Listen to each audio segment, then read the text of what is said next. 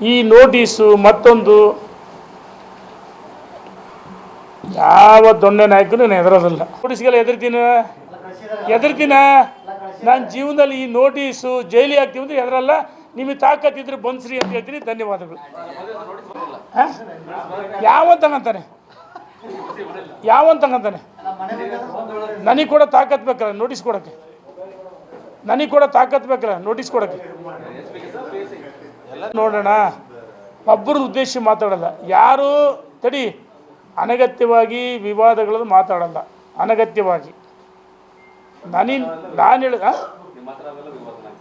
ನಾನು ಹೇಳೋದು ಯಾವ ಠಾಣೆಯಲ್ಲಿ ನೋಟಿಸ್ ಈಗ ಅನವತ್ಯ ಸುಮ್ಮನೆ SP ಹೆಸರು ಹೇಳಕ್ಕೆ ನಾನು ಹೇಳ್ತಿರ್ಬೇಕು.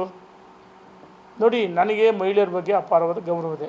ಬರೀ ಇಲ್ಲಿ ಮಾಧ್ಯಮದಲ್ಲೆಲ್ಲ ಅಲ್ಲಿ ಎದುರ ಪ್ರತಿಭಟನೆಯಲ್ಲಿ ಹೇಳಿದ್ವಿ ನಮ್ಮ ಸಹೋದರಿಯರು ಅಂತೀರಿ ಎಲ್ಲ ಪೊಲೀಸ್ ಅಧಿಕಾರಿಗಳಿಗೆ. ನಾವು ಹೇಳೋದು ಯಾವ ಠಾಣೆಯಲ್ಲಿ ಕೇಸು ನನ್ನ ಮೇಲೆ ದಾಖಲಾಗಿದೆ ಅಲ್ಲಿ ಹೇಳಿದ್ದು ಆಯಿತಾ. ಈ ನೋಟಿಸು ಮತ್ತೊಂದು